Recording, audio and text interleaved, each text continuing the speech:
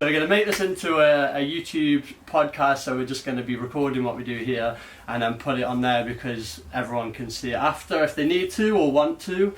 And as well as that, we'll be making a blog and like a little online platform that's just off Instagram too. It's called itsourculture.co.uk, and we want to get, like I've spoke to you, Mike, about getting other creatives involved with writing stuff. Like maybe me personally, I'm always super interested in the journey of others, like how they did it, because everyone's so different. Like we may get to the same job or the same place on the ladder or whatever, but I'm guarantee everyone's is different, you know. So yeah, and then I just wanted to say thank you to everyone watching, everyone supporting. Like it's been a bit mad the last month, it's grown a lot, and hopefully we can create this into something really cool. Like we've got enough people that want to be involved. But yeah, and a lot more to come, definitely a lot more to come. There's a lot planned, like still seeing where it goes. Anyway, less of that. So Michael, I just want to tell the people how we know each other. We used to go college together, we lived together at one point. I was actually thinking about that. That's when the London riots happened, and I was talking about like cultural history and like how it affects art and all that stuff. And I remember we were literally, the night it happened, out on the town somewhere, I can't remember, and came back the next morning. It was crazy. My mum came to visit me the day of the riots. I remember we were out, but before we went out, my mum came to visit, and she had to go home early because of the riots. It was just yeah. I remember her being there and just being like, "This is weird, mate." Yeah, I'm out. Like I can remember coming back on the night bus or something and not knowing anything about it until the morning, and it was like, oh my god. But that ties in nicely because there's a lot of creatives, especially dancers. Like I'm not too sure. You probably remember the name. It's a girl, and she did a whole piece about the riots, and this was a couple of years ago. But like it sparked a whole new cultural, like artistic thing. You know, people had a reason to create art to promote a message, and like those things in history, whether it be good or bad, you know, not condoning anything or would ever do that, but it definitely sparks something in creatives that are angry or frustrated, you know. Also, not to get too artsy, but the best art always comes from pain, I think. Anyone that's been through pain, that's where the best art comes from, 100%. I agree. Pain and understanding, like understanding what you're trying to do and why you do. Like you see I kind of touched this last week, so I don't want to go into it, but you see all this corporate stuff, and sometimes there's not a link between the art and the message you're trying to say, and it just doesn't fit. You know, you have to understand what you're trying to portray. But yeah, so I've got a little list down here. Yeah, so I'll pass it over to you. I've been told to speak too much on these, so give it over to you. Just tell everyone who you are, what you do. Like to be fair, I was promoting this as you're a dancer, choreographer / artistic director, but like we haven't spoke regularly in so long. You might have 100 other things under your belt. So this is just give a little background. What do? I don't know. I trained the same as you as a dancer, and then I tried to pursue it, but then I got injured. And then I sort of and then I just sort of cracked on. I think I always wanted myself to be a choreographer, but then I sort of bottled it as well, and then I sort of fell into random jobs where I ended up being a dancer and choreographer again.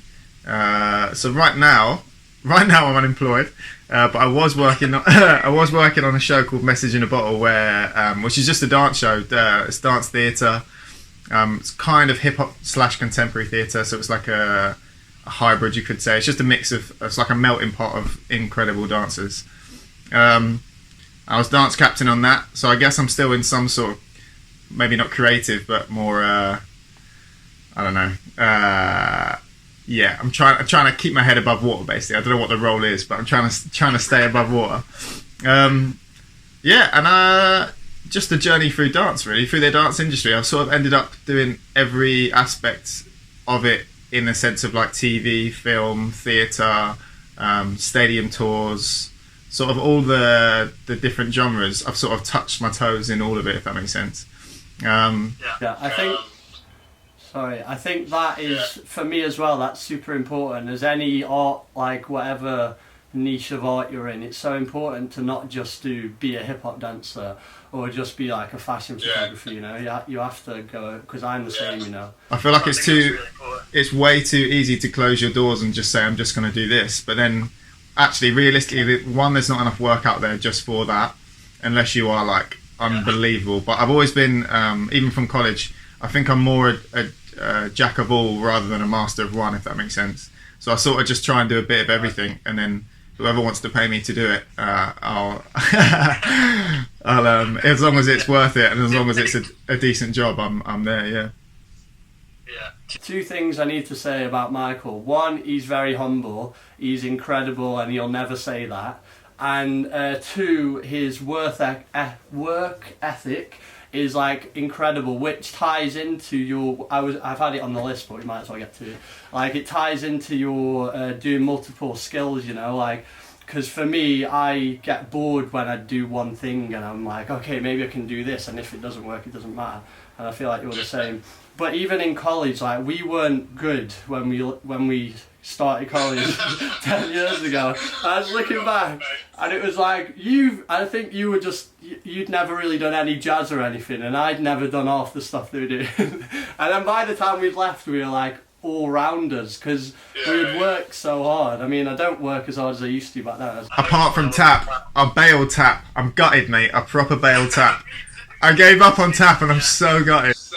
Yeah, I say that all the time.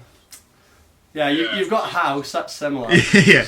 Well, everyone always thinks I'll be able to do it. I'm shocking at tap, mate. Yeah. I can do the rhythm, it's like making my feet. Yeah. But yeah, I think training, for me, training in different styles is important, just because, like, you might as well, I think the best dancers you can tell have learned a bit of everything. Like, you can tell when someone's just a fashion dancer and they've just learned one thing because it's in fashion, but someone that can go into every room and bang each one out, I think I'm definitely not quite there yet, but I'm trying to get there, you know what I mean? Well, it's being confident as well, innit? Like, I speak to people and they shy away for stuff, where I've always been, throw me in the deep end and then we'll figure it out after. Yeah. But just going back a bit to the message in the bottle you're doing, so that is it Sting it's about, right? Yeah, it's actually about refugees. It's based on the sort of refugee crisis and a journey of people that are taking the plunge to sort of cross the borders and make a new life for themselves and their journey. But it's Sting's music, and actually Sting's music is incredible for it. And also Beverly Knight sings like 4 or 5 of the songs, and she's unbelievable. So yeah. So with that, sorry, I'm just trying to pin this thing. It always takes me about 5 tries. Okay. We're back. So with that, like, obviously you're in it. So are you dancing in it, or are you? Yeah, dancing in it. No, I'm dancing in it. Same as everyone else. Yeah, there's 21 cast members and there's 16 on stage at any time, and we sort of alternate between who goes on and who goes off. So yeah, man. Crazy. And I haven't actually seen it. Like, I'm gonna when all this is over. But I do know people in it, like yourself. I think Jai's in it. Jai's insane. Yeah, ridiculous. Like Lucas, I don't know how he's involved, but I know he's involved. Like, so all these people, including yourself, are absolute masters at what they do. Like, if you go on Jai's Instagram, you're just like, bloody hell, he's edited that, surely. He's flying about, you know. So how is it work? Because whenever I've worked with people where they've been, like, fully creative, like, you know, the real artist types where they live for it, and it's so inspirational for me, because sometimes I have to take a step back and I'm like, whoa, I'm going too far into all this stuff. And then when you're immersed in all these crazy people, like yourself included, but like from different lifestyles and upbringings and all that, like, just a little bit about how that was. It's mad, mate. I remember the audition. I remember being in the audition just being like, this is the best room of dancers I've ever seen. I was like, this is mind blowing. And then when we started work, like, everyone, and also, you know what you said about me training all the time and stuff, everyone has the same sort of ethic. Everyone just wants to train. So, like, as soon as people go on break or it's the end of the day, there's someone just, like, there's always a break dancer spinning on his head or trying some new moves. Like, there's always something to learn off someone. Is that Aaron, by the way? Oh, yeah, Aaron's in it. Aaron's an idiot, mate. He's a funny guy, mate. But yeah, it's a nice vibe, actually. And because everyone's quite artistic, like, they're like, everyone's on a level where you can talk to people. Like I said, I've never been in a job where I could just sit down and have a coffee with any one of them and 2 hours later I'd be sweet. Like, yeah, it's nice, man. It's Yeah. nice, man. Sick. And it goes further than just dance as well for me. Like then you learn so much more about the art, your art, your creativity and all that.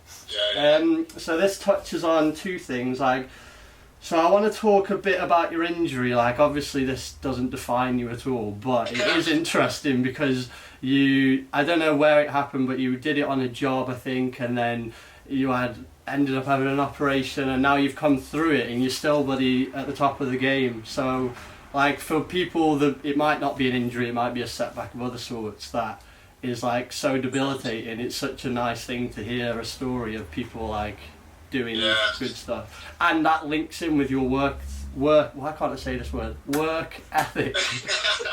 Because if you were lazy you could have probably gone, okay, I give up now, like I'm done. You did enough before that. I've had two surgeries on my left knee. The first one was just a meniscus, and I did it in the graduation shows. I did it when I was in Toto in third year, and then I had like a year out after that where I won't lie, I was pretty depressed through some of it, but like I always knew that I wanted to get back to dancing, so I just sort of tried to power through.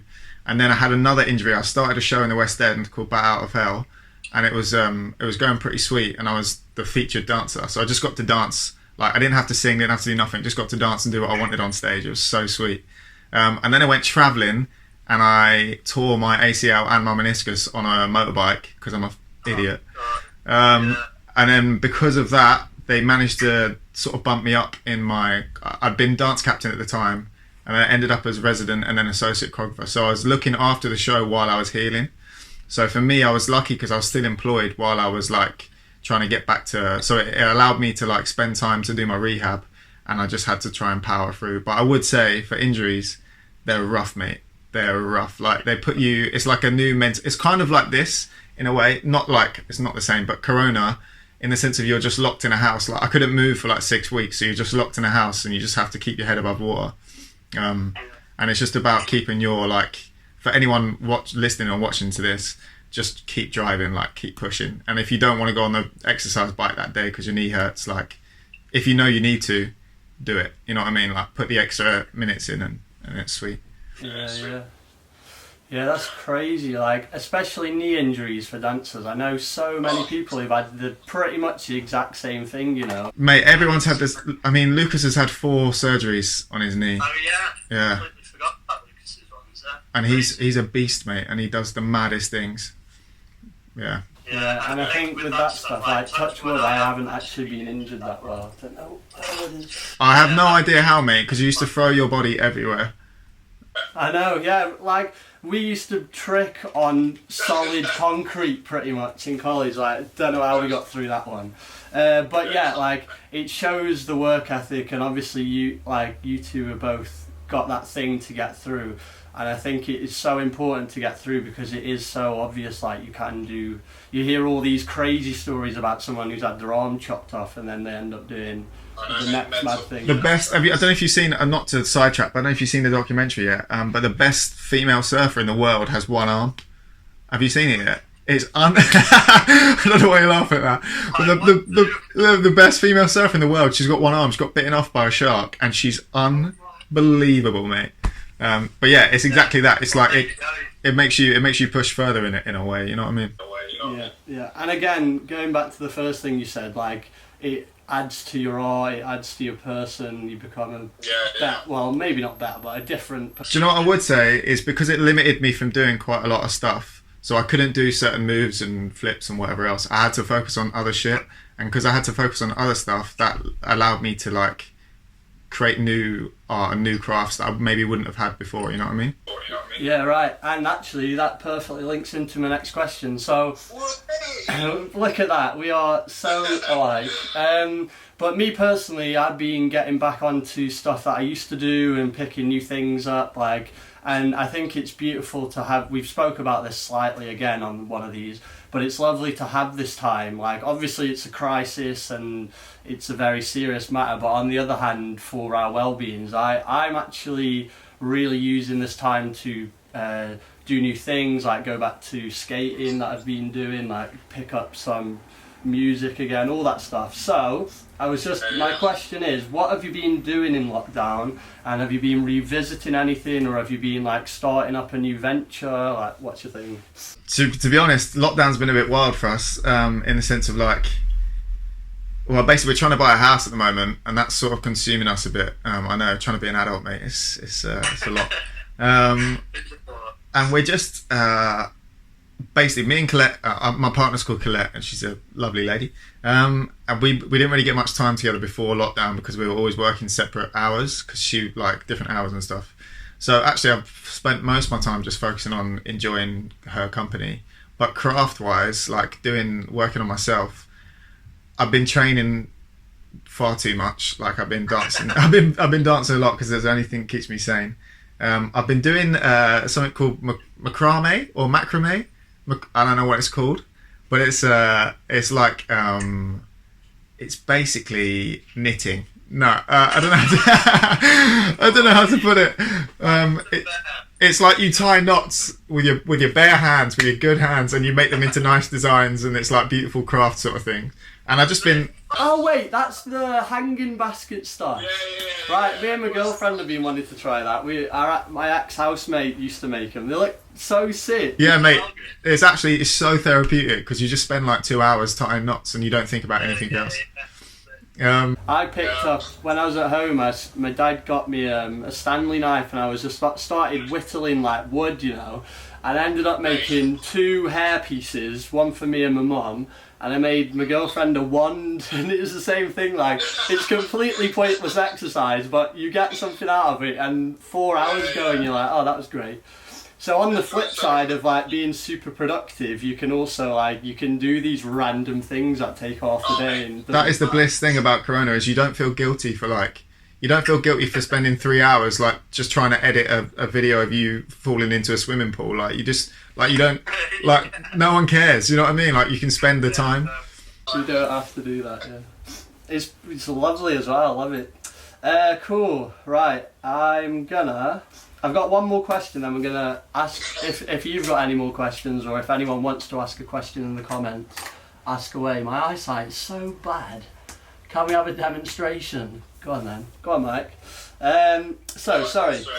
Back on track. What am I saying? Yeah. So just lastly, this is kind of what we want to do in the blog, talk to creatives that are already doing it, because we both have so many different people we know who are just incredible in their own form. So I really want to use that and put that out, because again, I just love the stories of people and they're all so different. Anyway, so this is what we're going to be touching on in the blog post, but I just wanted you to give a bit of your inspirations, whether it be a person or an object or a place, where you draw things from, because you're obviously highly creative. So where do you get that from? Do you know what it is? Yeah, and I think this is a nice thing about all of us, is we've been blessed to have creative friends. So the people around us are super inspiring, and I think coming from shitty little Bedford, it's nice to come to the big city and just be surrounded by people that you're like, I need to learn what you're doing, or I need to find out how you did that, or learn from, you know what I mean? So I'm inspired by a lot of people around me. I'm inspired by nature. I would say I'm a big nature head.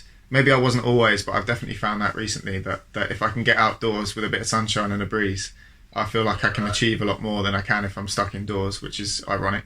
But yeah, I think, and inspiration-wise, I don't know. Yeah, I think just people along the journey, if that makes sense. Like teachers along the journey, friends along the journey, and just trying to pluck out different people's arts and just make it yourself. You know what I mean?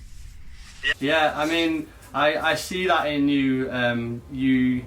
And I know the people you're around do it a lot, because I've worked with Aaron. I completely slipped my mind before, but he's another one of those people that he'll just sit back and then he'll watch people do something and then he'll just go and do it. And that's just another string to his bow. So when, again, going back to what you're saying, on those jobs you're doing now, when you're in those environments, it's literally just knowledge being thrown left and right, isn't it? So, yeah, sick. He's a funny one, mate. He was on message, every time I do a step, he'd come over to me and be like, yo, what's that step? Or he'd pick up different 3 or 4 things for me a day and exchange. It was nice, actually. Yeah, man, he's so creative too. Like, he'd be in a room and he'd just come up with the craziest things, and then they would work half the time, and half the time he'd be like, bloody hell, but you know, that's how you get good stuff. Wicked, yeah, nice. I mean, I touched on my inspirations last week, so I won't repeat them. But yeah, just finishing off, so obviously this isn't like we're talking to you at the start of your journey whatsoever. You've done it for 10 years, you've been out of college for what, like 8, I think? Bloody hell. Yeah, so I feel like it was a lifetime ago. From the person I was then to now, next level. But yeah, so you've obviously done all that. You've bought the t-shirt. You're at the top. You're like you've done a lot. Yeah. So what can you see into the future? what can you see yourself doing in the future? Like, do you want to stick with dance? Like, I guess it's going to be still in the arts. I don't know. Can't imagine you becoming a banker anytime soon. Nah, mate, no way. That's a weird question with me. It's a bit of a crossroads I'm at the moment. I'm in a place where I'm like, I don't know where I see myself. I see myself in nature, which is, I don't know how that ties in with dance, but I see myself trying to be self-sufficient at some point in my life. And I see myself hopefully like creating still in time to come, and maybe going towards teaching in the next sort of like 5-6 years, just because my body's not going to last forever. And I do enjoy teaching, to be fair. Yeah, wicked. Cool. I just had a thing off that, but I can't remember it. All right, wicked, man. Do you have any any topics you wanted to pull up? I don't know. How are you, mate? How are you? Mate, you're smashing it. We had loads of insight there. Just opening it out quickly to anyone who's watching, like if you've got any questions for me or Mike. Yeah, so we'll just see that. But yeah, it's good to chat to you, man. Honestly, like, we'll just end it off a bit. But it's so good because I feel like this time I'm taking it to reach out to other people that like I haven't spoke to. We used to live together, you know. We used to bloody be inseparable. Yeah, I was gonna say. I also. Change, you know. I find it weird that I don't find it weird. I think it's like, again, quite inspiring. We started like me and you basically started our journey together. Do you know what I mean? Like when I came to London, that was like the start of like, who am I? And I think it's been a long road, and I'm still sort of discovering it as we go. But you know what I mean? But it's been nice to see how we both, well, especially to see how you've developed and the path you've gone down. And you've sort of, I think you've always been this person, but you've always like. It's nice that you've just finally embraced how creative you are instead of trying to fit someone else's mould. Do you know what I mean? I agree, mate. You've literally nailed it. Like, going from High Elm, we used to live in halls together in High Elm. Like, we used to set the fire alarm off at 3 a.m, bloody hell. But like, going from there where we were literally children, you know, I had no idea what I was doing, who I was, like what this big city was. And coming up to here. But yeah, like you said, we started together, we spent the first 2 years dancing, and then we separated, really, not in a bad way. It was just quite nice, like you were doing your thing, we were in different companies at that point. And like I don't think we've even worked together, which is quite actually lovely, because obviously we've been coming from the start, going polar opposites. It just shows you can.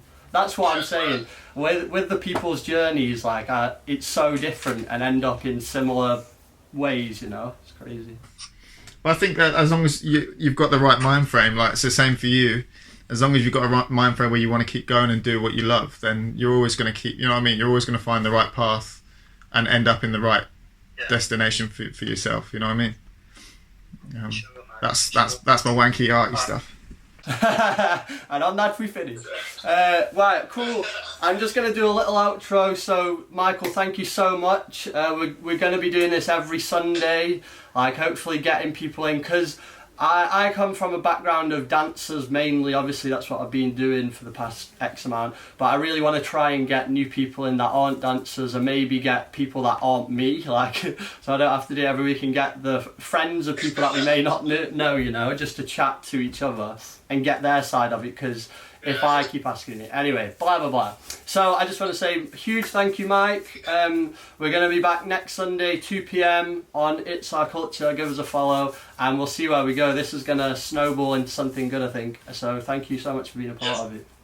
Alright, brother, I'll see you soon. Love. Have a great Sunday. Oh, man. See you, bro. You too, mate. Bye, You mate.